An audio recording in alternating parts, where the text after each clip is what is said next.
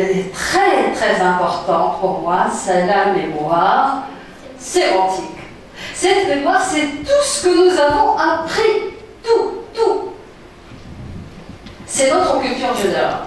Par exemple, je sais que l'année, il y a 12 mois, même si je ne me rappelle pas comment j'ai appris, qui me l'a dit, mais je sais. Je sais aussi que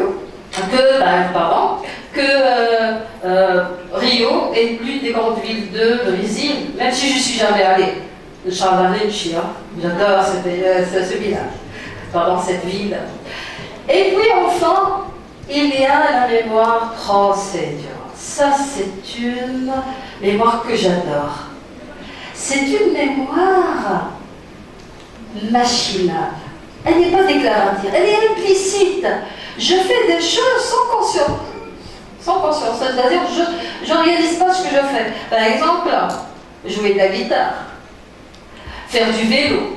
Quand on fait du vélo, on ne peut pas penser à tout ce qu'on va faire. Conduire une voiture aussi. Et là, tout ça, subhanallah, c'est tellement bien fait.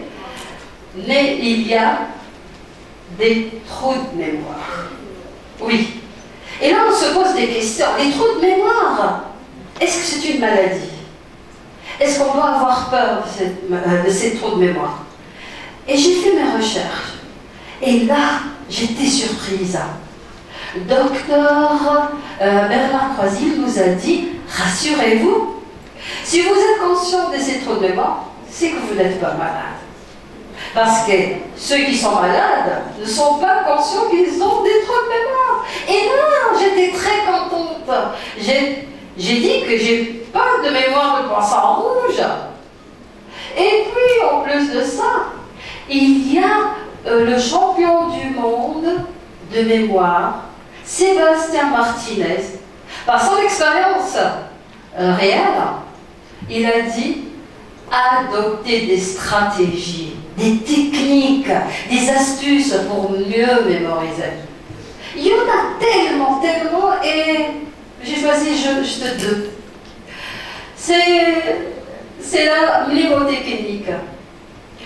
La mnémotechnique, c'est le fait de jouer avec les mots, de rassembler des idées. Bon, maman, quand j'étais petite, elle m'apprenait l'orthographe, elle me disait « M ». Mourir prend un seul heure, parce qu'on meurt qu'une seule fois. Et là, c'est classé dans ma tête. Jusqu'à maintenant, je n'ai pas oublié. Autre, elle m'a dit « l'hirondelle, elle prend 2 ailes parce qu'elle a besoin de ces 2 ailes pour voler ». Et dernièrement, j'avais le problème de placer le couteau et la fourchette par rapport à l'assiette. Et une amie française, elle m'a dit, mais elle, c'est facile. Nous, qu'est-ce qu'on fait? On suit l'ordre alphabétique. A, B, C, couteau. Après le C, qu'est-ce qu'il y a? D, droite. Couteau à droite. E, F, fourchette. Avec F, fourchette, qu'est-ce qu'il y a? À gauche. Et depuis ce jour-là, je n'ai pas oublié. Alors, la mémoire, on peut l'améliorer. Et là, autre astuce et autre technique que j'ai personnellement appliquée. Alors, je vais vous l'expliquer par un exercice. Essayez de répéter avec moi hippopomonstrose skipédalophobie. Voilà. Vous voyez? C'est le palais mental qui m'a aidé. Peut-être qu'on a des courageux. Ouais, allez-y. J'espère. Alors, qui peut répéter le mot d'Adam qu'elle vient de dire? Hippopomonstrose skipédalophobie. Oui, c'est celui-là. J'arrive pas à le faire. Alors, qui ose le faire? Oui. Ah, on a une courageuse ici. Allez.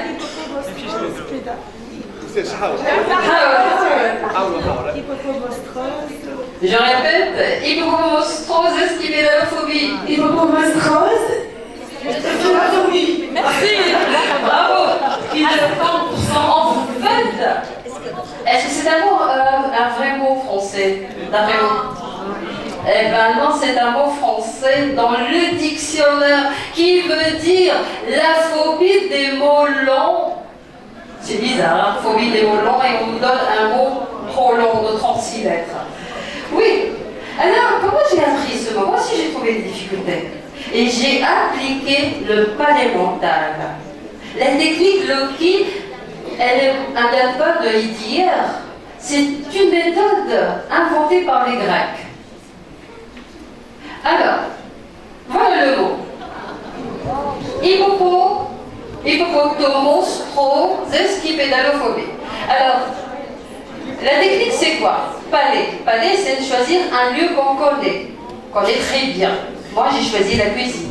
Vous pouvez choisir la chambre, l'école, la salle de musique, comme vous voulez. Cuisine. Et puis, je fais un chemin de la cheminée jusqu'à la fenêtre entrouverte. Et puis, j'ai donné des images mentales aux objets que je vais mémoriser. Ces images doivent avoir une apparente, soit auditive, soit un sens. D'accord? Alors, hippopoto, c'est un hippopotame. Après, monstre, bravo. Monstro, le zeste, le pédalio et la phobie. Qui peut essayer maintenant? Alors, ouais. Qui peut essayer? Elie Valentine. Alors, on a un cadeau, non? hippopoto, monstrosesquipédalophobie. Hippopotomonstrosesquipédalophobie. Voilà. Attends, il faut que je dise que Hanen a fait ça au moins 10 fois dans la méditation. Ne vous inquiétez pas. Alors, qui d'autre? Qui va essayer? D'accord.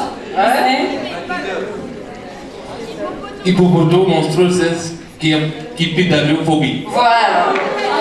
Alors, c'est donner un sens là où il n'y a pas de sens. Et comme ça, on peut mémoriser plein de trucs. Et j'ai pas fini. Alors, pour moi, pour que ce mot reste et ne sorte plus de ma mémoire à long terme, j'ai imaginé avec moi un hippopotame monstrueux qui descend de la cheminée, écrase sur la table un citron, le zeste a peur, se met sur le pédalo et s'enfuit par la fenêtre. Et vous n'allez plus jamais oublier ce mot. Alors, c'est ça les techniques. C'est jouer avec les mots, donner un sens pour que nos enfants, je ne veux pas dire les élèves, mais nos enfants apprennent plus vite, parce qu'on leur donne des choses qui n'ont pas de sens. Et le cerveau, quand il y a quelque chose qui n'a pas de sens, la zappe et l'oublie.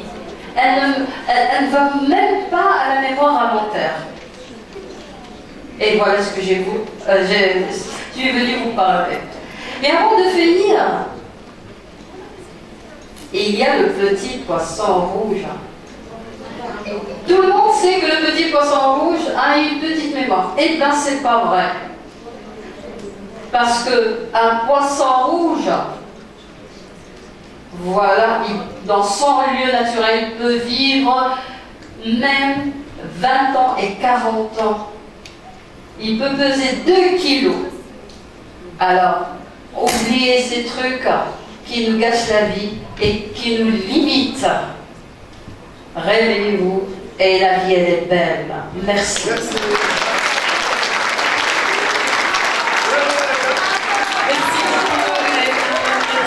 Merci Ahmed. Maintenant, on va passer à un autre sujet.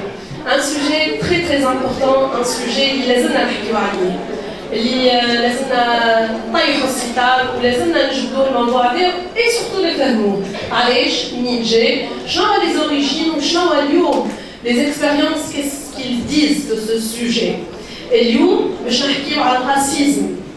Et je suis en train de chercher la formatrice, ya jma'a. Elle est cachée où? Ok. Donc en fait, il y a aujourd'hui, Sophia, elle va nous parler du racisme. Est-ce que les races existent-elles? شكون خلق كلمة race? وش معناتها الراس واليوم اسكو لي اكسبيريونس سيانتيفيك بالحق تنجم تثبت لنا انه لا نوسيون دو راس اكزيست مي اوسي اسكو يقدر يشانجوا السوجي دونك سورتو نحبوا نعرفوا لا نوسيون دو راس اسكو استعملت الحاجات باهيه ولا بالعكس كانت سبب في برشا جرائم tout au long de l'histoire. Je vous invite à accueillir Soufaya Choubi Mouradi.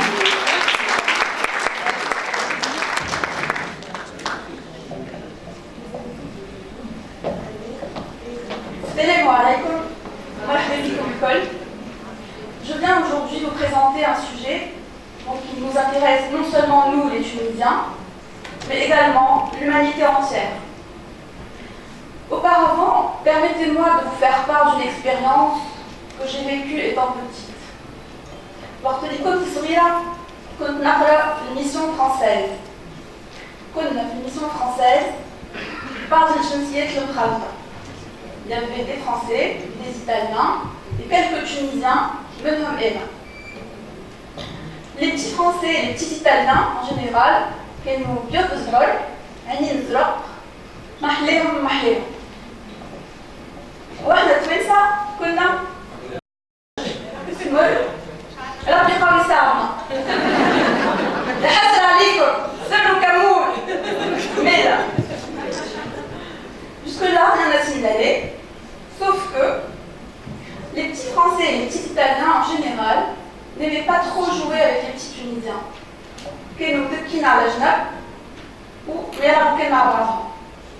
من واحدة من الناس حسيت روحي محقورة ومقهورة. مشيت لأمي وقلت لها ماما mais on va rester arabe toute notre vie. يا أخي شبيرة بيخلقنا احنا عرب مانيش باهيين عربي كربي وهما خير منا خاطر بيض زعر. قالت لي mais pas du tout. Les Français et les Italiens ne sont pas mieux que les Tunisiens. Les Tunisiens non plus ne sont pas mieux que les Français et les Italiens.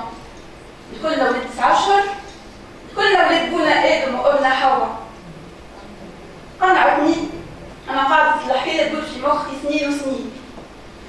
قررت باش نعمل فيها بحوث معمقة. قررت باش ندرس الأنثروبولوجي بيولوجي اللي هي دراسة الشعوب والسلالات البشرية. هالموضوع هذا ما يخصنيش أنا وحدي. يخص الناس الكل. C'est un fléau, le racisme touche le monde entier et ça touche tout le monde.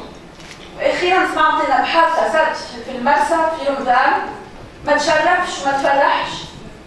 فما امراه ايفواريان مسكينه ولدها على ظهرها كلات ريحه. وشيء اخر يذكر زاده في جبس فما كيران البيوت وكيران السمر. يا توانسه فيقوا. Ça ne peut pas durer. Il faut réagir.